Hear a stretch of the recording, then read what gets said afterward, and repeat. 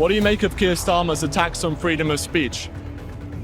It's exactly what you'd expect from someone who holds his position. It's nothing new. I think in the UK, things have gone farther in the UK on the, what would you say, with regards to threats to freedom of expression than maybe anywhere in the West, although Canada's doing its best to play catch-up, maybe New Zealand.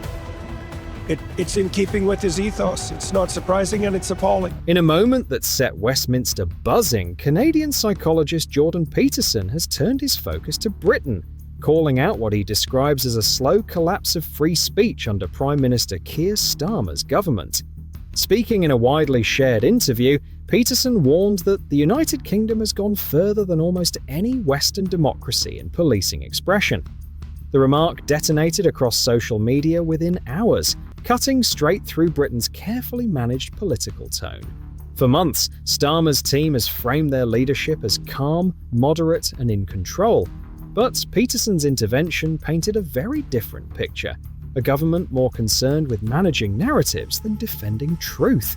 When a nation begins to censor dissent, Peterson said, it signals fear at the top. A fearful government cannot lead, it can only control. It was a direct philosophical strike, and it landed. Analysts say Peterson's comments crystallized a growing unease among voters, especially those who feel Britain's institutions are drifting toward quiet authoritarianism under the banner of safety and stability. Within 24 hours, clips of the exchange topped political feeds from London to Toronto. Headlines called it the Peterson moment, a rare flash where moral philosophy cut deeper than political spin. What shocked Westminster wasn't Peterson's tone, it was his accuracy. His calm dismantling of Starmer's rhetoric left commentators wondering whether Britain's greatest threat isn't extremism or division, but the slow death of courage inside its own leadership. And that question, posed by a man thousands of miles away, has now ignited one of the fiercest public debates Britain has seen this year. What came next was darker and far more uncomfortable. Peterson was asked about one of Britain's most painful ongoing scandals, the grooming gangs that preyed on young girls for decades while authorities looked away. His response was as calm as it was cutting. "It's appalling, but not surprising," he said. "This is what happens when a ruling class becomes so terrified of offending that it sacrifices truth and the poor for moral theatre." Across Britain, those words struck a nerve.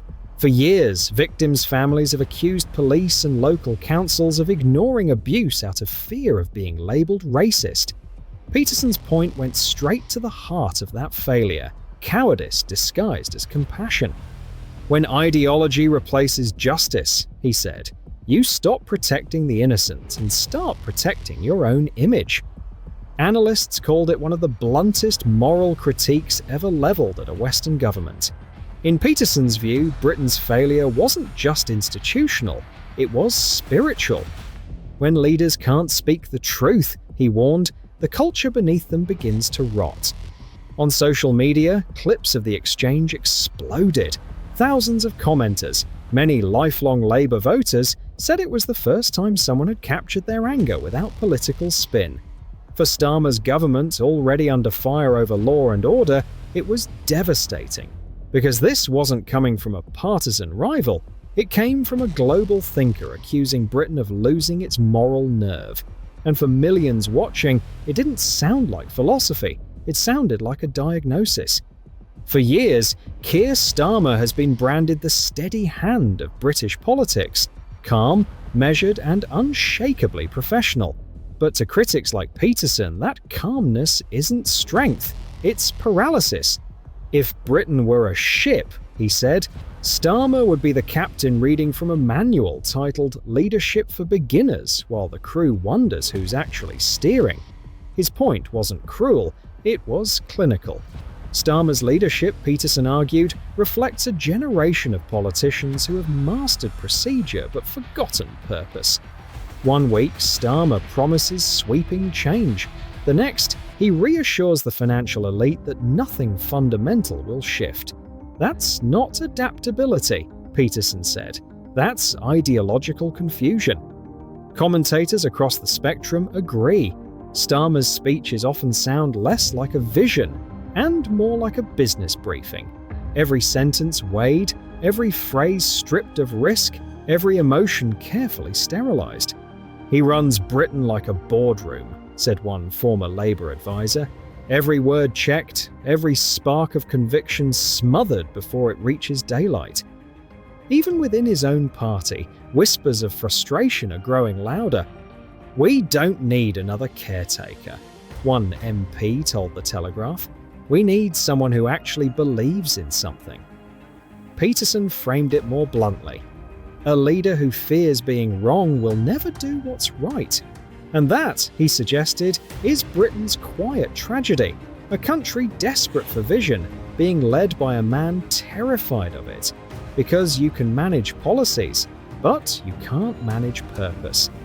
As the discussion turned to Britain's economy, Peterson's tone shifted from philosophy to warning. "Every failing government," he said, "wraps itself in paperwork before it collapses." His words were aimed squarely at Labour's bureaucratic obsession, the endless reports, consultations, and 5-point recovery plans that sound transformative but rarely change anything. Peterson accused Starmer's administration of confusing management with progress, of mistaking motion for momentum.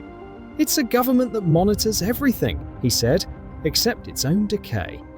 He pointed to London's expanding ULEZ surveillance zones, where cameras track millions daily in the name of safety and sustainability. "That's not reform," Peterson said flatly. "That's control disguised as compassion." Economists echo the sentiment. Britain's post-Brexit economy, once promised as a new era of independence, is now bogged down in regulation, hesitation, and red tape. Small business owners describe the same feeling across the country: more rules, less reward. Behind every policy about fairness, Peterson said, lies a quiet assumption that ordinary people can't be trusted. To him, this isn't progress, it's a slow suffocation of initiative. When governments fear freedom, he said, they replace it with forms, fines, and good intentions. And that, Peterson warned, is how democracies die. Not in chaos, but in checklists. As the conversation deepened, Peterson turned his attention to something bigger than policy: Britain's cultural decay. This country, he said, has become afraid of its own shadow. To him, Starmer's Labour doesn't stand for inclusion or progress, it stands for fear. A party so paralysed by optics that it has mistaken politeness for principle and neutrality for courage. If your goal is to never offend anyone, Peterson warned, you'll never defend anything. His criticism landed like a blow, not just at Starmer, but at the entire political class. Inside Labour, open debate has quietly vanished. Candidate lists are managed from the top, party conferences feel scripted, and dissenters disappear without explanation. It's politics by PowerPoint, one veteran MP told The Telegraph. Everything polished, nothing real. To Peterson, that sterility is more dangerous than outrage. A healthy society lives through disagreement, he said. When people are punished for honest speech, resentment festers, and resentment always explodes. Analysts describe this as Britain's soft authoritarianism, control without open violence, censorship disguised as civility. And in that climate, Peterson argued, Starmer's silence becomes complicity. The real danger, he said, isn't radicalism, it's cowardice dressed as virtue. Across Britain, millions watching the interview nodded in quiet agreement. They weren't angry because Peterson was harsh. They were angry because for once someone finally said it out loud. By the end of the discussion, it was clear this wasn't a clash between two men. It was a collision between two worlds. On one side stood Jordan Peterson, a man who believes leadership begins with responsibility. Fix your own life before you run a country, he said, a principle that has shaped his career and his followers alike. On the other side, Keir Starmer, the polished manager of a tired system. To his critics, he represents a generation of politicians who mistake procedure for progress, paperwork for vision, and politeness for strength. When things go wrong, Peterson observed, he doesn't lead, he commissions a review. He treats responsibility like it's radioactive.